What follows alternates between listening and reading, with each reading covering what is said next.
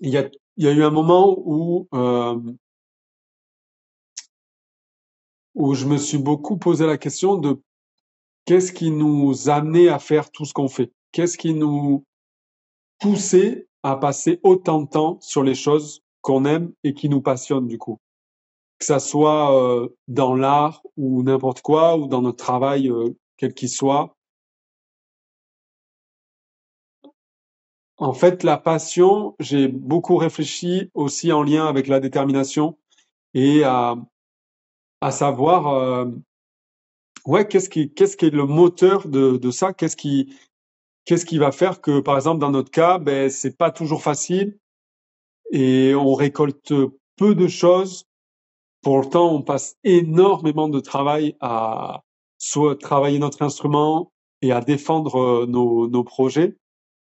Et, euh, et qu'est-ce qui nous pousse à ça? Qu'est-ce qui fait qu'on va mettre tant d'énergie là-dedans?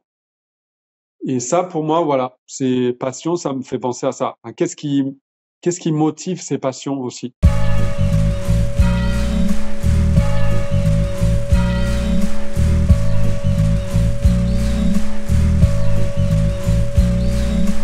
Hello à tous, c'est Kevin de KLT et je suis là pour parler de notre nouvel album avec Jesse Eza Palma qui s'appelle Beauty of Change. Et on est très heureux d'être avec Olivier pour Stay Tuned. Restez connectés les amis. C'est la fin de la question? Ouais, c'est la fin de la Ok, question. ok. J'ai des coupures de courant chez moi. Ah, ok, d'accord. Tu dis quoi, pardon? Bonjour à tous, j'espère que vous allez bien. Vous êtes sur Stay Tuned, bien évidemment. Nouveau numéro, nouvelle émission avec un nouvel invité, un groupe qui n'est pas là, mais là, il y a le fondateur du groupe, c'est KLT. Voilà, comment vas-tu, Kevin? Ça va, merci Olivier, merci de prendre ce temps pour parler un peu du projet. Merci beaucoup pour l'invitation. Bah, c'est normal. Quand la musique est bonne, on essaye de transmettre la bonne information, d'en parler. Parce que j'ai été agréablement surpris par l'album qui s'appelle Beauty of Change, qui est votre premier album long format. Vous êtes un groupe, c'est, quand je dis vous, c'est plutôt l'entité, hein, parce que KLT c'est un groupe.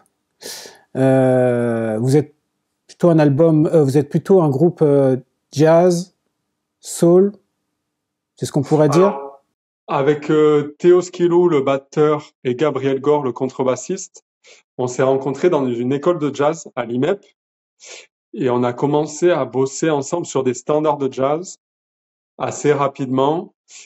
Enfin, assez rapidement, pardon, on s'est dirigé vers la composition et, euh, et ça mélange du jazz mais aussi des styles de musique et des références et des amours communs pour certains styles qu'on a avec Théo et Gab, qui sont aussi la soul, aussi le hip-hop et aussi la musique latine pour, euh, voilà, pour pas. Ça, c'est un peu les gros piliers de nos influences. Ok. Euh, je vais revenir sur le. Donc il y a eu aussi un EP en 2021, I'm Special, Are You Special, c'est ça, qui est Ouais, sorti en 2021 à peu près, c'est ça? ouais, c'est ça. C'est un EP qu'on a autoproduit. C'est le tout premier EP qu'on a fait. Ouais, I'm Special, Are You Special? Ok. Donc moi je vais revenir sur l'album long format, Beauty of Change. Alors là où il y a une particularité, c'est que l'album il sort en collaboration avec une chanteuse qui s'appelle Jessie Elsa Palma. C'est ça, hein? Oui, oui. On a rencontré Jessie en fait pareil à l'école. Ben, c'était justement la question que j'allais poser, c'est comment la rencontre s'est effectuée. Nous, on a rencontré Jessie à l'école, à l'IMEP. Et en fait, la première fois qu'on a collaboré ensemble, c'est on avait écrit un arrangement d'un standard qui s'appelle Nardis. Et elle est venue une fois dans la session de répétition qu'on était en train de faire. Et je sais plus exactement comment ça s'est fait, mais on l'a invitée à jouer l'arrangement avec nous. Et elle, elle a décidé d'écrire des paroles sur ce standard. Et du coup, pour marquer un peu ça. Et on avait fait aussi la même chose avec une chanteuse qui s'appelle Alice Chabazian sur un autre standard qui s'appelle pas Blue in Green, c'est un mix de Blue in Green et In a Sentimental Mood. Voilà, on avait remixé un peu ces deux standards. Et on a décidé de marquer ça en faisant une live session à l'école où on a enregistré du coup un morceau avec Jessie en invité, un morceau avec Alice en invité. Et donc ça, c'est vraiment le tout début de la collaboration avec Jessie et la rencontre. Après, Jessie est intervenue sur le premier EP. À ce moment-là, on n'avait pas encore fait de concert.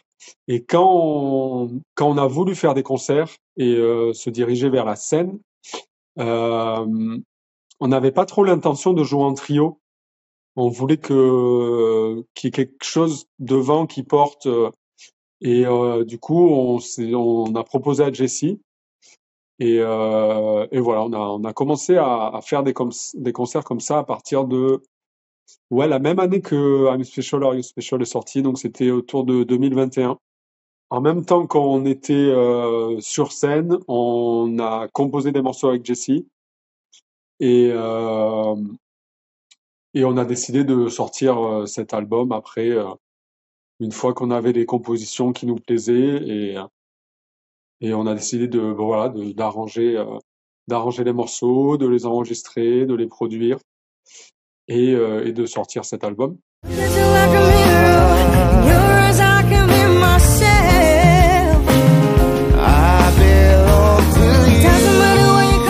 Du coup, pas la rencontre, mais en termes de composition, est-ce que vous êtes parti sur la voix de Jessie ou c'est Jessie qui s'est adapté à ce que vous aviez déjà fait au préalable?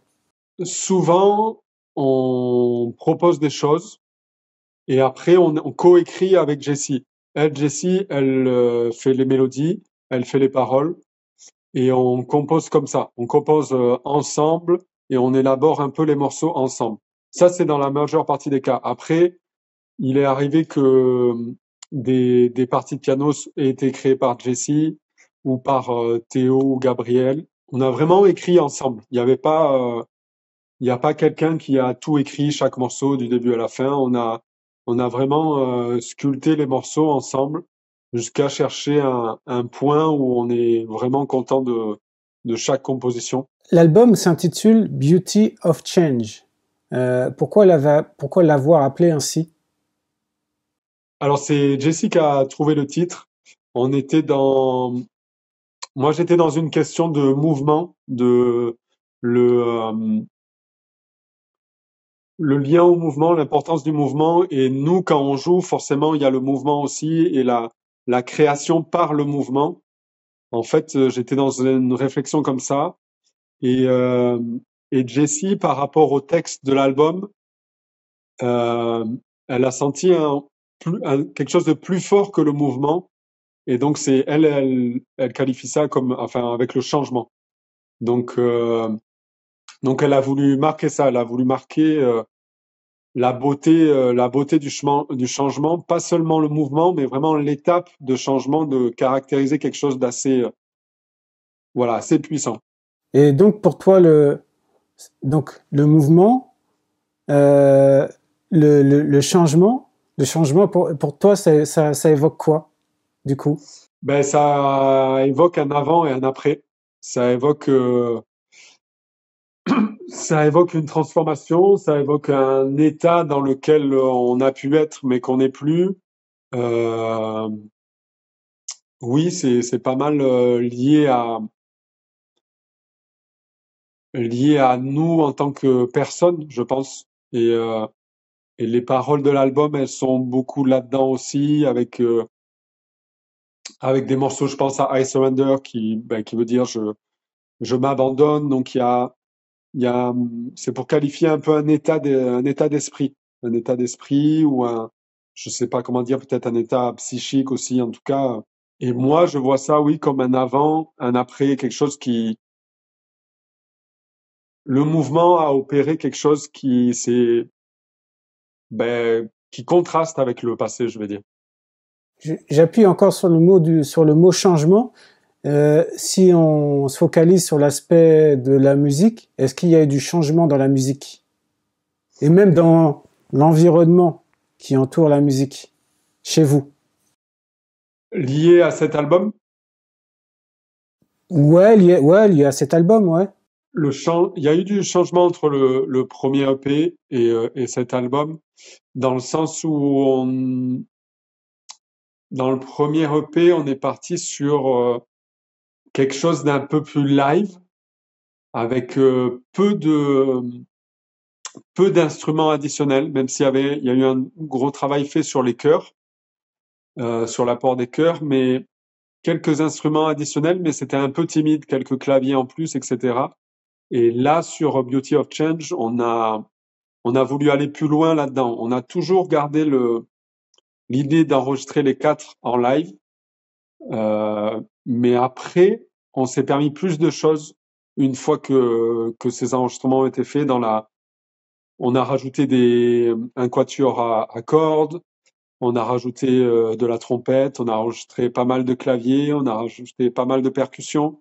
On a voulu aller plus loin dans la recherche esthétique et et dans le mix entre la musique acoustique et la musique plus électronique et moderne entre guillemets. On essaye de mélanger ces deux esthétiques qui nous parlent beaucoup.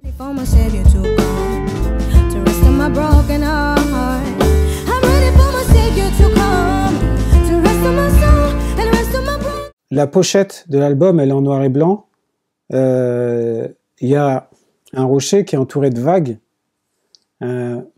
Pourquoi avoir gardé cette photo en tant que pochette d'album? Et la pochette, c'est un ami, c'est Atis Eric qui l'a faite et elle a été prise à Hendaye. Hendaye, c'est la dernière ville sur la côte atlantique avant la frontière espagnole. Donc, il y a il y a aussi le sens de frontière, de savoir où on est, à quoi on appartient et toute cette symbolique de la frontière voilà, où on pourrait en parler longtemps. Donc ça, c'est pour contextualiser. Et, euh, et en fait, dans cette pochette d'album, il y a pour moi quelque chose qui est assez marquant. Il y a la puissance du rocher derrière qui est ultra imposant et qui a l'air d'être là depuis des années et de pas bouger. Et contrasté à ça, il y a la taille du surfeur qui est sur la vague, qui est du coup écrasé par ce rocher. Et il y a l'idée du mouvement de la vague et du changement et des choses qui bougent. Donc, ça nous appelait des choses comme ça et ça mettait en lien un peu avec avec le nom de l'album. Et voilà, pour moi, elle me renvoie ça, la pochette. J'avais même pas vu le surfeur. J'ai juste vu les vagues. J'ai même pas fait attention j'ai pas vu le surfeur. Ouais, il est minuscule dans la vague, en fait. D'accord, ok. Beauty of Change, c'est aussi un album qui a été créé un peu partout, je crois. Hein. Il y a eu des voyages. Ouais, on a un peu voyagé et l'album a beaucoup voyagé. Alors, je m'explique. On a un peu voyagé parce qu'on est parti enregistrer en Italie, dans le studio de Stefano Amerio. Voilà, c'est un ingénieur de son avec qui on n'avait jamais travaillé, mais qu'on nous a recommandé. Et on a été très contents là-bas. On a été vraiment, c'était vraiment ce qu'il nous fallait en termes de son et de qualité. On a été assez époustouflé et bluffé par le travail et la maîtrise de Stefano. Donc on a fait ça en Italie, ça c'était la base. Et après quand on est revenu à Paris, ben on a fait voyager l'album tout en restant à Paris. Une fois qu'on est revenu d'Italie avec ces enregistrements, on avait choisi les prises et là on s'est posé la question qu'est-ce qu'on rajoute pas et euh, et du coup avec les connaissances qu'on a, ben l'album a voyagé. Il y a notamment le premier morceau de l'album qui ouvre l'album qui s'appelle Special Guest où où les cordes, du coup, le Quatuor, qui est un groupe de Taïwan qui s'appelle Interesting Quartet, a enregistré dessus. En fait, ça, c'était une amie qui était aussi à l'école à Paris avec nous et qui après est retournée à Taïwan. Et, euh, et voilà, je lui avais envoyé l'album et notamment ce morceau, et lui proposer d'écrire un arrangement dessus, ce qu'elle a fait. Donc ça a été enregistré à Taïwan. Il y a des percussions qui ont été faites à La Réunion avec deux amis, un ami qui s'appelle Thierry Faropa et un autre ami qui s'appelle Jérôme Calciné. Donc voilà, parce on cherchait notamment sur un morceau Life is a Long Road un kayamb, donc quelqu'un qui joue du kayamb. Donc on a proposé à notre ami là-bas. Et moi j'ai Thierry aussi qui est là-bas et du coup je lui ai proposé sur I Surrender de faire des congas. Donc voilà, on a travaillé comme ça et c'était super chouette parce que ça redonnait autre chose à chaque fois au morceau. Euh, les personnes avec qui on travaillait étaient super contentes, super impliquées et ça c'était vraiment un cadeau pour nous qu'ils nous ont fait. Et sur aussi Life is a Long Road, il y a Daphnis Moglia qui est un ami trompettiste originaire de Paris mais qui vit maintenant à New York. Voilà, qui a posé un solo de trompette dessus. Depuis New York. C'était pas quelque chose de réfléchi, c'était parce que les personnes avec qui on voulait travailler se trouvaient à ce moment-là, à cet endroit-là, mais c'était pas une volonté c'était pas une volonté que ça voyage comme ça, mais ça s'est fait comme ça et ça s'est super bien fait. Et vraiment, je remercie chaque personne qui a participé et ouais, c'est vraiment cool d'avoir pu bosser comme ça. Looking out my mirror, I open the window of my memories. Do you have the key? Alors, je me pose la question, lorsqu'on on sort un album et qu'on est dans l'univers du jazz ou le hip-hop, est-ce que l'album, c'est le support prétexte pour faire du live? Je pose cette question parce que je sais que, par exemple, alors je sais pas si c'est lié au style musical, mais maintenant, la musique, elle est beaucoup écoutée en streaming. Donc, du coup, il faut être présent. J'en parlais avec d'autres artistes qui disaient que voilà, il faut absolument sortir des projets pour pouvoir ensuite être sur scène, tourner, et ce qui veut dire exister, quoi, quelque part. Alors, pour moi, ça va être assez difficile de généraliser dans tous les styles, par exemple. Moi, je peux parler un peu plus de nous dans laquelle esthétique on est. Et nous, peut-être comparé à d'autres esthétiques, on est dans un fonctionnement à ce niveau-là qui est assez, pour moi, ancien aussi, d'un point de vue des médias, dans le sens où les médias, que ça soit radio ou que ce soit magazine, donc bon, les médias qui sont peut-être un peu plus anciens que les nouveaux médias, c'est vrai qu'ils sont attachés traditionnellement, pardon, à des sorties d'albums. Si on veut voir une critique dans certains magazines, c'est parce qu'il y a une sortie d'album. Pareil, si on veut avoir décroché quelques passages interview radio, c'est parce qu'il y a une sortie d'album. Donc voilà, ça c'est pour situer un peu au niveau des médias. Et forcément, c'est lié au booking, à la diffusion, aux recherches de concerts.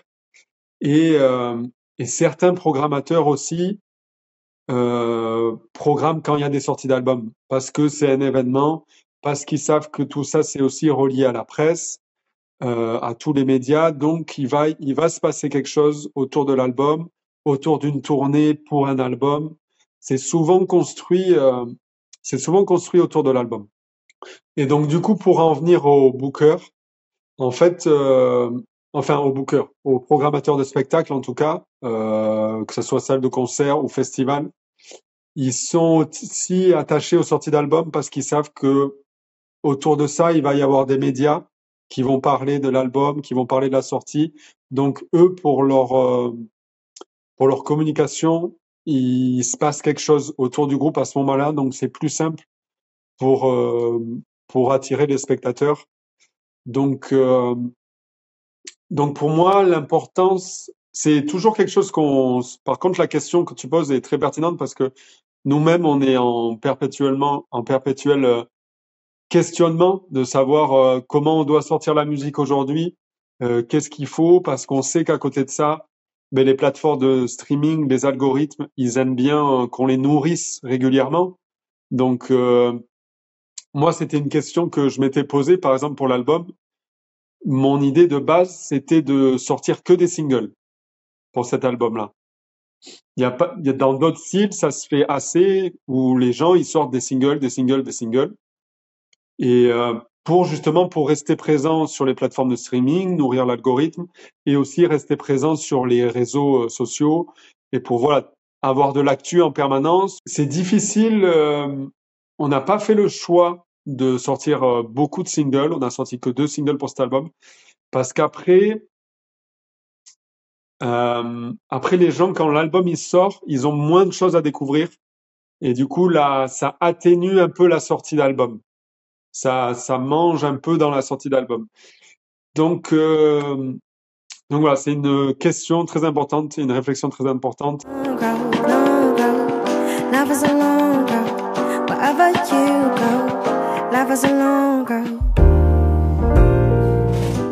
Mais qui dit single dit forcément derrière image. Donc ça veut dire que chaque single doit être accompagné par l'image. C'est comme ça que tu avais ça en tête ou? Ouais, ça fait beaucoup de visuels. Et après, ben, il faut trouver quelque chose pour harmoniser tous ces singles. Ouais, bien sûr, tous ces visuels. Ouais, il y a une cohérence à trouver là-dedans, ça c'est sûr, ouais. Mais ça peut créer des choses super intéressantes aussi. Ça peut créer une sorte de chronologie. Par exemple, ben, nous, là, prochainement, on va sortir alors, on ne sait pas si c'est un EP ou un album. Pour l'instant, il y a 6 titres avec que des invités. Et en fait, là, on va faire des sorties singles pour chaque titre. Un peu l'idée, c'est d'espacer d'1 mois pour mettre en avant chaque artiste invité. Et aussi parce qu'on sait que, d'un point de vue plus économique, c'est pas forcément quelque chose qu'on a prévu de sortir en physique, parce qu'on sait que on va pas forcément pouvoir vendre cet album-là au concert, parce qu'on va pas faire des concerts en invitant à chaque fois tous les invités de l'album. Mais là, du coup, ça veut dire avec ce projet. Alors moi, j'aime bien questionner les groupes et les artistes sur leur vision. C'est-à-dire que vous avez sorti l'album, il est finalisé, mais est-ce que avant vous aviez forcément, peut-être pas forcément, mais vous aviez des objectifs, vous êtes fixé des objectifs par rapport à la sortie, par rapport aux retombées, par rapport à... C'était quoi les objectifs par rapport à cet album? J'ai pas trop pensé à ça.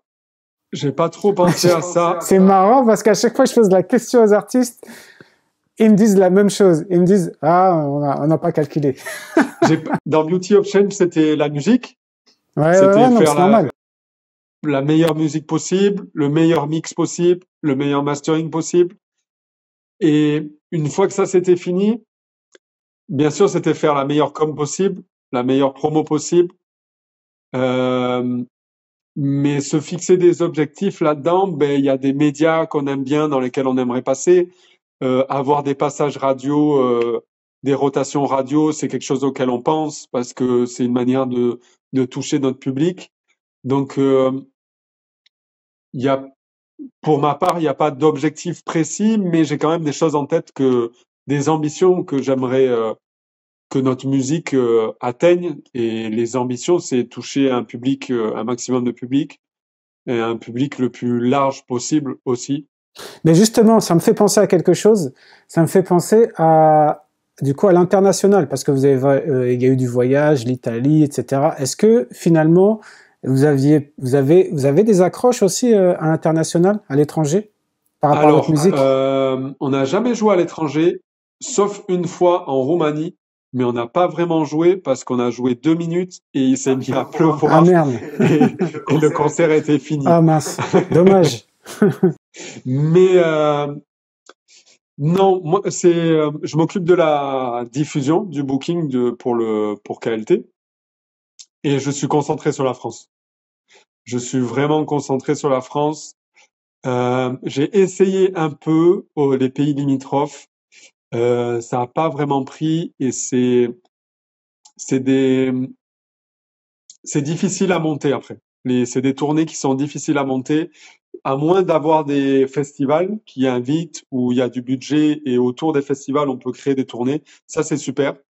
Mais bon, j'ai pas forcément les contacts des programmateurs. Mais mais bien sûr on y pense parce que ben, sauf un couplet dans l'album qui est en français, tout le reste est en anglais. Et et on adorerait voyager. On adorerait on adorait voyager avec cet album, mais on peut pas être partout. Et c'est vrai que je me concentre vraiment sur la France pour développer quelque chose au début. Mais c'est sûr que l'Angleterre, ça serait trop bien, les Pays-Bas, l'Allemagne, déjà les pays limitrophes, ça serait trop bien de pouvoir partager notre musique et aller rencontrer d'autres personnes par ce biais-là et pouvoir échanger, rencontrer d'autres groupes locaux, etc. Ça, c'est super enrichissant. Life is a long road, life is a long road, life is a long road, long road, long road. Tu parlais d'influence. Qu'est-ce qui t'a influencé, musicalement parlant? Il y a des albums que je peux écouter en boucle. Il y en a pas beaucoup, mais des fois, quand je tombe sur des albums, je suis là, il y a rien à jeter et ça me fait trop du bien d'écouter. Je consomme la musique par album quasi exclusivement. J'aime bien des fois quand il y a des playlists aléatoires pour découvrir d'autres choses, mais j'aime bien une fois que je repère un artiste, aller écouter vraiment les albums. Et, euh, et donc les influences, je sais que j'ai beaucoup écouté l'album de Yeba qui s'appelle Down. J'ai beaucoup écouté l'album de Casa Overall qui s'appelle I Think I'm Good. J'ai beaucoup écouté les Black Radio aussi de Robert Glasper. Euh, Ça, il y a les deux premiers albums de Jordan Heike aussi. Ça, c'est des albums où quand je suis tombé dessus, j'étais là, waouh, merci d'avoir fait ça. Et j'ai écouté ça en boucle. Et c'est marrant, soit j'écoute une fois l'album, deux fois, soit j'écoute en boucle. J'ai pas trop de juste milieu. Mais par contre, j'écoute beaucoup d'albums. J'écoute beaucoup ouais, de choses différentes. Et on pourra dire ce qu'on veut sur le streaming et sur les conditions de Spotify pour les artistes. Et je veux bien défendre tout ça. Mais si je dois être honnête, c'est quand même un grand bonheur pour moi d'avoir accès à toute cette musique. Ouais, de découvrir. Oui. Après, c'est une autre consommation. C'est vrai que c'est une autre consommation. Un vinyle qu'on achète ou à l'époque où il y avait que des vinyles, on connaissait vraiment la musique qu'on écoutait. Et là, c'est vrai que c'est un mode de consommation qui est lié à notre époque où on peut zapper très vite. Mais,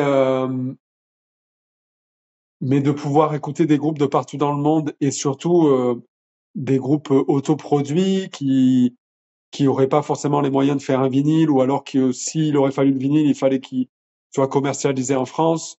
Ça donne accès quand même à beaucoup de trésors en fait. Ouais. Quel a été peut-être qu'il n'y en aura pas, hein, quelle a été la chose la plus difficile à faire dans ce projet d'album, que ce soit musical ou ailleurs? C'est la partie économique. C'est la partie économique parce que peut-être que là ça revient un peu aux ambitions. On a des on a des idées de comment produire les choses, mais économiquement ça peut bloquer. Ça peut bloquer. Donc ça c'est plutôt pour la production musicale. ou des fois c'est compliqué, ça réduit les temps en studio, ça, par exemple, les invités, ils ont fait ça gracieusement. On aurait aimé les payer pour le travail qu'ils ont fait en fait. Mais c'était pour nous impossible parce on n'avait pas les ressources pour ça. Donc ça, c'est difficile. Ça, c'est difficile de pas pouvoir faire redonner un peu la pièce, faire un échange avec les gens qui ont participé dessus. Ça, c'est difficile. Donc ça, c'est plutôt pour le côté production. Et après, pour le côté c'est pareil. On est limité économiquement pour faire des vidéos, pour faire du contenu. Donc on est obligé de demander à des potes. Et on remercie Adrien et on remercie Rania de nous avoir prêté la main pour cet album. Euh, voilà, de demander des services parce que on sait pas tout faire et on a besoin de faire, mais on n'a pas les ressources économiques. Donc ça, c'est quelque chose qui peut être éreintant et décourageant en fait. C'est Pour moi, on se bat un peu avec ça. On se bat un peu avec ça et quand on a des projets de nouvel album, on est super content d'avoir de la musique, mais en fait, on sait pas comment on va la produire. Ouais. Donc, ouais, on se bat avec ça. Ça peut être décourageant, ouais. Mais Parce que aussi, pardon, hein, mais aussi on a des exigences aussi esthétiques. Donc, voilà, on a des exigences esthétiques, ça veut dire des moyens, ça veut dire du matériel professionnel pour les réaliser. Et du coup, autant bien sur la musique que sur les visuels, ben, du coup, des fois, on doit un peu revoir nos exigences esthétiques sur certains domaines. Et j'avoue que c'est douloureux. Don't go too far away. I don't want you far away. tu fais que de la musique dans la vie ou t'as un à côté alimentairement? Non, aujourd'hui, je suis intermittent. Ah, t'es intermittent. Et t'arrives Ouais. à faire un maximum de scènes, de choses qui sont liées à la musique pour, Oui, moi, je vis avec l'intermittence, avec le projet KLT et un autre projet qui s'appelle Polylogue from Silla, avec qui on fait une musique autour de la soul aussi. Avec moi, je suis plutôt au clavier dans ce groupe-là. Donc voilà, je joue beaucoup avec ce groupe aussi depuis 7 ans maintenant. Avec ces deux projets, j'arrive à presque tous les ans à finir mon intermittence juste avec ces deux projets. Donc je sais que j'ai la chance de pouvoir faire ça avec des groupes de composition, jouer de la musique que j'aime, avec les gens que j'aime en fait. Donc, mais à côté de ça, c'est du travail de diffusion, c'est du travail de booking qui est énorme en fait, qui est colossal pour pouvoir continuer à renouveler l'intermittence avec ces groupes-là. Et j'ai eu un flash là en t'écoutant, et je sais que parce que du coup j'avais échangé avec Guillaume Poncelet, qui lui faisait bon, il produit pas mal, mais il réalisait aussi des bandes sonores pour des films, pour des pubs.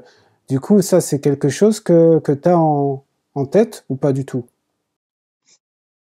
Moi, oui, c'est quelque chose en tête. J'ai beaucoup de maquettes de piano seul, beaucoup d'idées avec des choses assez cinématographiques. Donc, m- donc c'est quelque chose que j'aimerais faire, composer pour des films ou de la musique. Et parce que parce que quand je réécoute mes maquettes, il y a beaucoup de choses qui me font penser à voilà un côté cinématographique dans ce travail-là. Mais après, c'est le lien avec avec les réalisateurs. J'ai pas trop cherché là-dedans, mais en discutant avec certaines personnes, j'ai pu avoir le retour qu'en fait, il faut déjà être identifié et que c'est plutôt des commandes à des gens identifiés.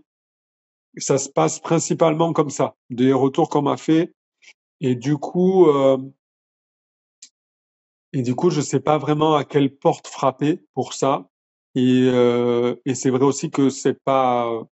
J'adorerais, mais j'ai pas le temps de m'occuper de ce volet-là. Mais c'est vrai que j'y pense souvent. Tu parlais du piano. Le piano, ça a commencé quand et comment? Moi, j'ai commencé la musique. Je sais pas à quel âge j'ai commencé la musique, mais le piano, les cours de piano en tout cas, euh, c'était autour de 12 ans. J'ai grandi dans une famille de musiciens, mes parents musiciens amateurs, donc il y avait toujours des guitares à la maison, des claviers, et mon grand frère jouait de la batterie, donc il y avait une batterie aussi. Et en fait, il s'est inscrit au conservatoire en batterie. Et moi, je crois, l'année d'après, j'ai voulu aussi m'inscrire et prendre des cours et j'ai choisi le clavier et le piano. Du coup, j'ai débuté comme ça au collège, en fait. D'accord.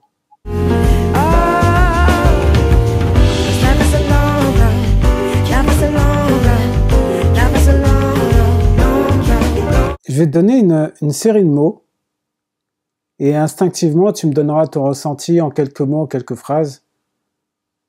C'est bon pour toi? Juste ce qui vient. Ouais, juste ce qui vient. Après, si tu peux pousser, tu pousses. Mais ouais, c'est ce qui vient, quoi. C'est bon pour toi? Ouais. Si je te dis combinaison. Et je pense à assemblage. Et vu qu'on parle de musique, je pense à l'arrangement du trio et l'imbrication de la batterie, de la basse et du piano et de, ouais, de ce son-là, de ce son-là du trio acoustique. Hybride. Hybride, je vais toujours parler de musique, mais je pense à, alors je sais pas si c'est la définition d'hybride, mais ce à quoi ça me fait penser, c'est au mariage, en fait, de la musique acoustique et de la musique électrique ou électronique. Et ça me fait penser à cette chose-là, là on parle beaucoup de KLT, moi je suis beaucoup dans une recherche de essayer de marier ces choses-là et de les faire coexister ensemble et de savoir où c'est qu'on place le curseur aussi, parce que forcément c'est deux mondes qui se rencontrent. Et voilà, hybride, ça me fait penser à ce mélange-là, à cet alliage. Passion. Passion et ça me fait penser à la détermination. Et il y a eu un moment où je me suis beaucoup posé la question de qu'est-ce qui nous amenait à faire tout ce qu'on fait? Qu'est-ce qui nous poussait à passer autant de temps sur les choses qu'on aime et qui nous passionnent du coup? Que ça soit dans l'art ou n'importe quoi, ou dans notre travail, quel qu'il soit. En fait, la passion, j'ai beaucoup réfléchi aussi en lien avec la détermination et à savoir, ouais, qu'est-ce qui est le moteur de ça? Qu'est-ce qui va faire que, par exemple, dans notre cas, ben, c'est pas toujours facile et on récolte peu de choses. Pour le temps, on passe énormément de travail à soit travailler notre instrument et à défendre nos projets.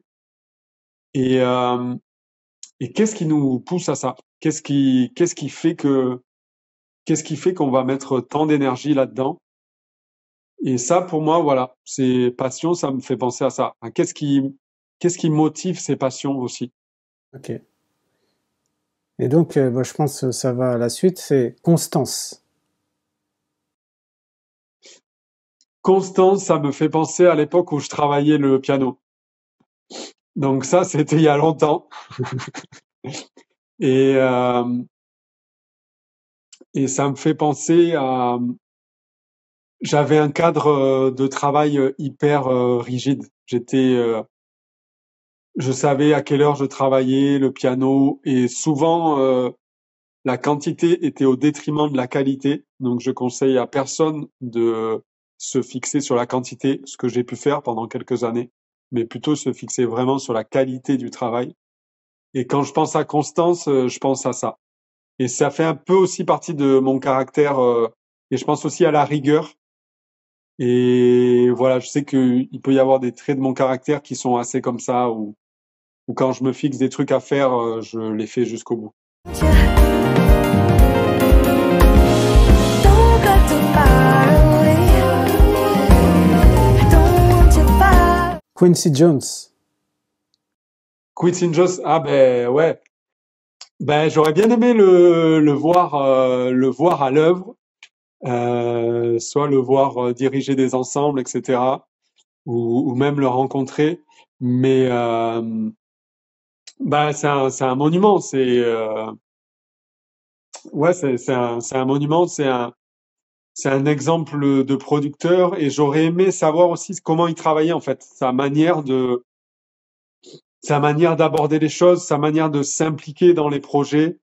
Euh, Moi, je pense aussi tout de suite à un album qu'il a produit de Justin Coughlin, qui est un pianiste, qui a été avec Derrick Hodge aussi, qui est un bassiste qui a travaillé avec Robert Glasper, qui a travaillé sur cet album-là, et que c'est Quincy qui a produit. C'est un album que j'avais adoré, qui fait partie des albums que j'ai écoutés en boucle.